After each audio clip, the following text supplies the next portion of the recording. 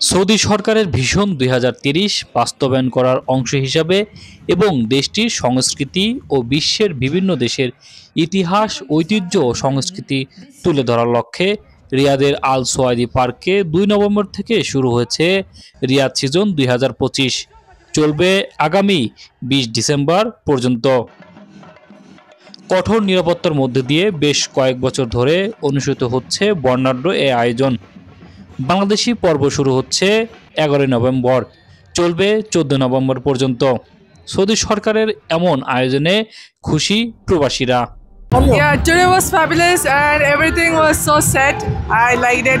My friends and my family really liked the show. Yeah. Come and watch. It's such a good experience. Yeah. You should all visit Riyadh season Sowaidi Park. আমরা প্রতিদিন সকালে ডিউটিতে যাই, রাত্রে আসি। চক্রাকারে আমরা সকালে ডিউটিতে যাই, রাত্রে আসি। আমাদের বিনোদন করার কোনো সুযোগ থাকে না। সৌদি গভর্নমেন্ট রিয়াদ সিজন 2025 এখানে আয়োজন করেছে।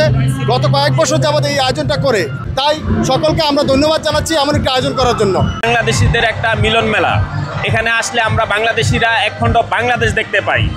আমরা বাংলাদেশিদের পক্ষ থেকে রিয়াদ সিজনের কমিটিকে ধন্যবাদ জানাচ্ছি। এবারে রিয়াদ সিজনে অংশ নিয়েছে সৌদি আরব, Bangladesh, Bharat, Pakistan, Indonesia, Philippines, Jordan, ফিলিস্তিন, Lebanon, Ethiopia, Uganda, Yemen, Sudan ও মিশর সহ মোট 14টি দেশ।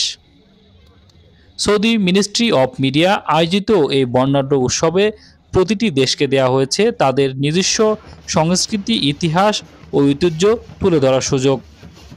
আমি প্রথমেই ধন্যবাদ জানাচ্ছি সৌদি সরকারকে যে এত সুন্দর একটা আয়োজন করেছে, যে সৌদি পার্কে গুলবাল হারমোনিয়াম যে অনুষ্ঠানটি প্রতি বছর এখানে করতেছে রিয়াদ সিজন উপলক্ষে। মাশাআল্লাহ তাবারাকাল্লাহ, كان اسبوع الهند كان ممتاز جدا جدا. بكره ان شاء الله بنغلاديش. واستمتعنا بالاجواء الرائعه في العاصمه الرياض. المملكه العربيه السعوديه صراحه امتعونا بالموسم. شكرا لكم. شكرا. আমাদের এখানে রিয়াদে সৌদি পার্কে আমাদের শিল্পীরা আসতেছে বাংলাদেশ থেকে, আসিফ আকবর আর অন্যান্য শিল্পীরা। তো আমরা এখানে রিয়াদের বুকে একখণ্ড বাংলাদেশ, আমরা আমাদের সংস্কৃতি তুলে ধরার জন্য একটা সুযোগ পেয়েছি। তো সেখানে আমরা আসবো, সবাই বাংলা ভাষাভাষীরা আমরা এসে এখানে প্রাণবন্ত একটি প্রোগ্রাম আমরা উপভোগ করব।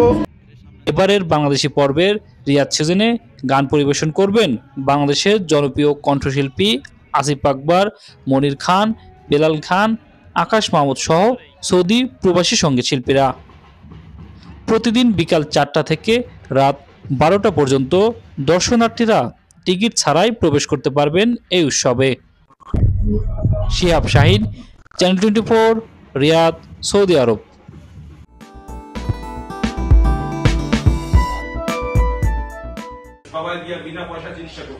মাদারীপুর জেলা বিএনপি ইতালির আয়োজনে মাদারীপুরের সাবেক সংসদ সদস্য বিএনপি নেত্রী হেলেন জেরিন খানের বিএনপির মনোনয়নের দাবিতে মতবিনিময় সভা করেছে ইটালিতে বসবাসরত মাদারীপুরের প্রবাসীরা। এতে ভার্চুয়ালি যুক্ত হয়ে প্রধান অতিথির বক্তব্য রাখেন বিএনপির জাতীয় নির্বাহী কমিটির সহ শিক্ষা বিষয়ক সম্পাদক ও মহিলা দল কেন্দ্রীয় সংসদের সিনিয়র যুগ্ম সাধারণ সম্পাদক, মাদারীপুর সদর 2 আসনের মনোনয়ন প্রত্যাশী হেলেন জেরিন খান। অভিনন্দন সবাইকে। সুদূর প্রবাসে আমার প্রান্তীয় ভাই এবং বোনেরা এখানে যারা উপস্থিত আছে তারা যেন আমার শুভেচ্ছা পৌঁছে দেয়। সকল কিছুর লক্ষ্য এবং উদ্দেশ্য হলো একটাই, বাংলাদেশের গণতন্ত্র প্রতিষ্ঠা করা এবং আমরা 36 জুনের মধ্যে দিয়ে বাংলাদেশে এই ফ্যাসিস্ট মাফিয়া সরকারের পতন ঘটিয়েছি। কিন্তু বাংলাদেশের যে কাঙ্ক্ষিত গণতন্ত্র সেটা এখনো ফিরে আসতে নাই। সেই গণতন্ত্র ফিরিয়ে আনার জন্য দেশনেত্রী বেগম খালেদা জিয়া এবং অ্যাক্টিং চেয়ারম্যান জনাব তারেক রহমানের নেতৃত্বে গোটা বাংলাদেশ অপেক্ষমান। এই অন্তর্বর্তীকালীন সরকার একটি অবাধ, সুষ্ঠু, নিরপেক্ষ নির্বাচন দিবে। সেই নির্বাচনের মধ্যে দিয়ে বাংলাদেশের মানুষ যদি ভোট দিতে পারে তাই আমরা বিশ্বাস করি জাতীয়তাবাদী দলকে বিপুল ভোটে জয়যুক্ত করবে। ইতালির মিলানের রাধুরি রেস্টুরেন্টে ইতালি বিএনপি নেতা মাহবুবুর রহমান সেলিম মুন্সির সভাপতিত্বে এবং শাহাদাত হোসেন খান ও সর্দার মামুনের যৌথ পরিচালনায় এতে বক্তব্য রাখেন ইতালির মিলান বিএনপি নেতা হাজি ওসমান গনি, সজীব কাজী, সোহেল কবিরাজ, সাইদুর রহমান, বীর মুক্তিযোদ্ধা আশরাফ আলম, ইতালি যুবদল নেতা মনিরুজ্জামান মিঠু, আসাদ খান, মিয়া রাজু, বিল্লাল হলাদার, পান্নু সর্দাল, নাইম মুন্সি, রোমান হলাদার ও সবুজ মুন্সি সহ আরো অনেকে। বিএনপির আমরা রাজনীতি করি, আমরা সবাই ফেসবুকে অন্তত আমরা সবাই এই জিনিসটা প্রচার থাকবো। আগামী যে নমিনেশনটা হেলেঞ্জেরিন খানকে দেওয়া হয়। তারেক রহমানের কাছে আমাদের প্রাণের দাবি, আমাদের মাটি ও মানুষের নেত্রী হেলেঞ্জেরিন খানকে মনোনয়ন, আমাদের প্রাণপ্রিয় নেতা মনোনয়ন দেবেন, এই দাবিতে আজকের অনুষ্ঠান। বক্তারা আগামী জাতীয় সংসদ নির্বাচনে মাদারীপুর সদর আসনে হেলেঞ্জেরিন খানকে মনোনয়ন প্রদানের জন্য বিএনপির চেয়ারপারসন বেগম খালেদা জিয়া ও ভারপ্রাপ্ত চেয়ারম্যান তারেক রহমান সহ মনোনয়ন সংশ্লিষ্ট নেতৃবৃন্দদের প্রতি জোর দাবি জানান। পাশাপাশি প্রবাস থেকে আগামী নির্বাচনে সবাইকে ধানের শীষে ভোট দেওয়ার বিনীত অনুরোধ জানান। রিয়াজুল ইসলাম কাউসার, চ্যানেল 24, মিলান, ইতালি।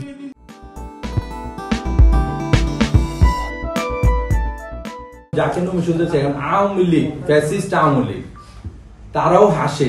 তারা হাসে কেন? তারা তাদের মনে একটা জিনিস কাজ করতেছে, আলোচনা আমরা শুনি যে এই সদরের আসনটা যেখানে 100% বিএনপির, আজকে এটা ঝুঁকির মুখে পড়ে গেছে। এটা ঝুঁকি কারণ এই এমন আমাদের হাতে আমার রশিদি আছে, ওনাকে কিন্তু দলমত নির্বিশেষে মানুষ পছন্দ করে, দলমত নির্বিশেষে। আর আমি যেমন আমাদের এখানে এই যে জামাত, আমি জামাতের যে মানে সম্ভাব্য প্রার্থী, ওইটা আমাদের নেতার কাছে কিছুই না, কিছুই না। শুনে না এবং ওনাকে চিনে না, যে লোকটাকে চিনে না, যে লোকটার নামে শুনে না, ওই লোকটাকে মানুষ কিভাবে ভোট দিবে? উনি মাঠ লেভেল থেকে মহানগর পর্যন্ত প্রতিটা কমিটি, প্রতিটা কর্মী ওনার হাতে করা, এবং চাইলে কত 5,09,000 ভোটার, 9,000 ভোটার মানে প্রত্যেকটা কমিটি ওনার, প্রত্যেকটা ওনার, মানে ওনার বাইরে কোনো ইয়ে নেই, মানে সবকিছু ওনার হাতে করা। একটা কর্মী বান্ধব নেতাকে আমরা বাদ দিয়ে অন্য একজন যারা আমরা চিনি না, এবং কর্মী বান্ধব নেতা ওনার আমরা আশাবাদী ছিলাম যে 100% ওনাকে মনোনয়ন দেওয়া হবে। ওনাকে কুমিল্লার মানুষ দলমত নির্বিশেষে মন থেকে ভালোবাসে।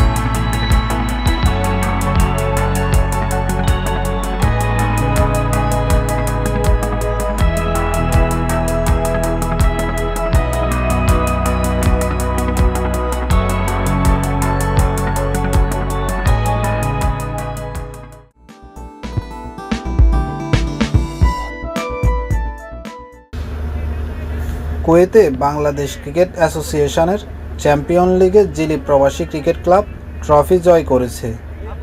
শুক্রবার আল রায় ক্রিকেট গ্রাউন্ডে অনুষ্ঠিত টুর্নামেন্টের ফাইনালে বিবারিয়া একাদশকে 60 রানে হারিয়ে শিরোপা জিতে নেয় জিলি প্রবাসী ক্রিকেট ক্লাব। টস জিতে ব্যাট করতে নেমে জিলিপ নির্ধারিত 20 ওভার শেষে 9 উইকেট হারিয়ে 183 রান সংগ্রহ করে। জবাবে বিবারিয়া একাদশ 18 ওভার 1 বলে 123 রানে অল আউট হয়ে যায়। শ্রীলঙ্কা, পাকিস্তান, বাংলাদেশ, ইন্ডিয়া টোটাল 20টা টিম অংশগ্রহণ করছিল। আর এটা আমাদের জন্য একটা সৌভাগ্য হচ্ছে, বাংলাদেশ ক্রিকেট অ্যাসোসিয়েশনের খেলার মাধ্যমে বিভিন্ন রাষ্ট্রের ক্লাবগুলো আমাদের সাথে সংযুক্ত হচ্ছে। আশা করি আমাদের কমিউনিটিরা আমাদেরকে আরো ভালো সহায়তা দেবে এবং এটা কন্টিনিউ যেন রাখতে পারি, দেশের সুনাম অর্জন রাখতে পারি। ক্রিকেট অ্যাসোসিয়েশন কর্তৃক আয়োজিত আজকের ফাইনাল টুর্নামেন্ট একটি প্রাণবন্ত টুর্নামেন্ট। দুটি টিমই তাদের যোগ্যতার পরীক্ষা দিয়ে কিন্তু আজকে তারা ফাইনালে এসেছে। আমি যতটুকু জানি 50টা টিমের মতো খেলতেছে বাংলাদেশ ক্রিকেট অ্যাসোসিয়েশনের আন্ডারে, অলমোস্ট প্রায় 1,500-এর মতন। আপনি যদি শুধু খেলোয়াড়ই আছে, তাদের সাথে আরো অনেক সংগঠক এটার সাথে জড়িত, অনেক স্পন্সর জড়িত। তো সেই ক্ষেত্রে আমি বলবো এটা একটা বিশাল অ্যাচিভমেন্ট কুয়েত ক্রিকেট অ্যাসোসিয়েশনের। আসলে আজকে খুবই ভালো লাগতেছে। কুয়েতের ওয়েদারটাও খুব ভালো। এই ওয়েদারে ক্রিকেট খেলার একটা ওয়েদার, উপযুক্ত ওয়েদার। আসলে এখানে যারা শুনলাম যে আজকে আমি আসলাম ফাইনালের দিন, আমাদের কুয়েত ক্রিকেট অ্যাসোসিয়েশনের দাওয়াতে আসলাম। তো খুবই ভালো, আমাদের বাংলাদেশের ছেলেরা, অনেক ছেলেরা আছে খুব ভালো ক্রিকেট খেলতেছে। ব্যাটিং দেখলাম, অনেক ভালো ব্যাটিং করতেছে। টুর্নামেন্টে সেরা খেলোয়াড় নির্বাচিত হন চ্যাম্পিয়ন জিলি প্রবাসী ক্রিকেট ক্লাবের বাবর। জনপ্রিয় এই টুর্নামেন্টের এবারে সিজন 4-এ বাংলাদেশ সহ ভারত, পাকিস্তান, আফগানিস্তান, শ্রীলঙ্কার 20টি প্রবাসী ক্রিকেট দল অংশ নেয়। খেলা শেষে অতিথিরা বিজয়ীদের মাঝে পুরস্কার বিতরণ করেন। Zeeshan Mahmud, channel 24, Kuwait.